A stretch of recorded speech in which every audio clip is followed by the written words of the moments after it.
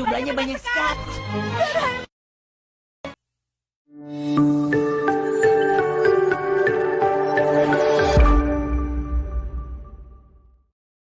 Hai semuanya, kembali lagi bersama Hirka Harika.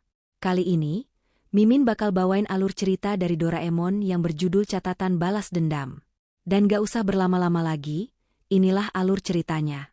Di suatu hari, Nobita dan Suneo baru saja dipukul oleh Giant. Saat itu, Suneo mengatakan, jika ia merasa tidak terima. Suneo mengajak Nobita untuk mengumpulkan tenaga, dan membalas pukulan Giant. Saat hendak memukul Giant, Suneo tiba-tiba berhenti dan tidak jadi memukul Giant. Alhasil, hanya Nobita lah yang memukul Giant. Hingga akhirnya, Nobita kembali mendapatkan pukulan dari Giant. Saat sampai di rumah, Doraemon sedikit kaget melihat keadaan Nobita. Namun ia sudah tahu, jika itu adalah perbuatan Giant. Nobita kemudian merenggek kepada Doraemon untuk membantunya. Doraemon langsung mengeluarkan obat dari dalam kantongnya. Nobita pun kesal, karena yang ia inginkan adalah alat yang bisa digunakan untuk balas dendam. Doraemon pun menolak hal itu, karena ia tidak menyukai balas dendam. Doraemon meminta Nobita untuk membalas dengan kebaikan saja. Namun Nobita tidak mau dan justru marah kepada Doraemon. Tak lama setelah itu, Doraemon mendapat paket dari masa depan, berupa alat-alat ajaib pesanan Doraemon. Saat Doraemon mengecek barangnya, tiba-tiba ia melihat sebuah buku kecil. Doraemon kesal dan marah-marah, karena ia sama sekali tidak memesan buku tersebut. Nobita pun penasaran dengan fungsi buku itu. Doraemon pun menjelaskan, jika buku itu adalah buku catatan balas dendam. Apabila ada seseorang yang baru saja dipukul dan menuliskannya di buku tersebut, maka orang itu akan kembali dipukul setelah kertas itu ditemukan oleh orang lain. Mendengar hal itu, Nobita langsung tersenyum, karena hal itu sesuai dengan keinginannya. Namun Doraemon melarangnya karena itu alat yang tidak baik. Tak lama setelah itu, datang seekor kucing. Ternyata, Doraemon telah berjanji untuk kencan bersama kucing itu dan pergi meninggalkan Nobita. Nobita kesal karena ditinggal begitu saja oleh Doraemon. Namun, buku catatan itu tertinggal di atas meja. Nobita sangat bersemangat untuk mencoba buku tersebut. Saat di jalan, Suneo menghampiri Nobita. Kemudian, Nobita mengatakan, jika ia kesal atas kejadian tadi siang. Di sini, Suneo justru meledek Nobita dan membuat Nobita kesal. Nobita pun memiliki ide untuk melakukan balas dendam menggunakan catatan balas dendam. Saat itu, terdapat seorang pria besar mengambil catatan itu dan membalas perbuatan Suneo persis dengan apa yang dilakukan Suneo kepada Nobita. Setelah itu, Nobita berencana untuk balas dendam kepada Giant. Ia mencari keberadaan Giant. Saat ketemu, ia berusaha memancing amarah Giant namun gagal. Ia menggunakan berbagai cara supaya Giant bisa marah kepadanya, namun tetap saja hal itu gagal ia lakukan. Nobita yang kesal pun menuliskan perbuatan jahat Giant kepadanya di kertas. Saat itu, Suneo melihat kertas yang dibuang Nobita. Namun bukannya membalaskan perbuatan itu kepada Giant, Suneo justru memukul Nobita. Nobita pun heran, kenapa justru ia yang dipukul. Saat itu, Doraemon datang dan mengatakan, jika catatan balas dendam hanya berlaku saat kejadian itu baru saja dilakukan, dan tidak bisa membalaskan dendam yang sudah lama. Namun Nobita tidak mau mendengarkan kata-kata Doraemon dan pergi begitu saja. Saat di perjalanan, Nobita melihat Giant tengah tertidur. Nobita pun berencana untuk memukul Giant. Saat siap-siap memukul, Nobita mengurungkan diri dan berpikir, jika balas dendam bukanlah hal yang baik.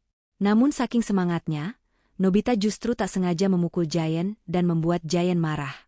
Saat itu juga, Giant pun langsung memukul Nobita. Di sini, Nobita pun menjadi kesal dan berencana untuk balas dendam. Ia melihat Suneo dan menulis perbuatan Giant. Namun, Suneo tidak mengambil tulisan itu dan pergi begitu saja. Nobita yang heran pun langsung menyusul Suneo dengan membawa kertas tersebut. Alhasil, Nobita sendirilah yang akan membalaskan perbuatan itu. Saat bertemu Giant dan hendak memukul Giant, Nobita justru tak memiliki kekuatan dan kalah. Ia makin kesal dan menuliskan kembali perbuatan Giant. Kemudian, Nobita berencana mencari orang yang tepat untuk balas dendam. Saat itu, Nobita melihat Pak Guru tengah berjalan. Nobita pun berencana jika Pak Gurulah yang akan membalaskan perbuatan itu. Namun, saat Nobita membuang kertas itu, Pak Guru melihatnya dan mengatakan, jika Nobita harus mengambil kertas itu. Pak Guru marah, karena Nobita membuang sampah sembarangan. Nobita pun langsung ketakutan, karena ia tahu, jika ia akan memukul Giant kembali.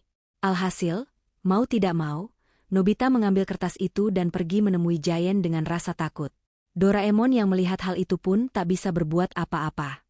Karena Doraemon ingin, hal itu bisa menjadi pembelajaran untuk Nobita, supaya tidak memiliki sifat dendam kepada siapapun. Dan, film pun selesai. Terima kasih yang sudah menonton.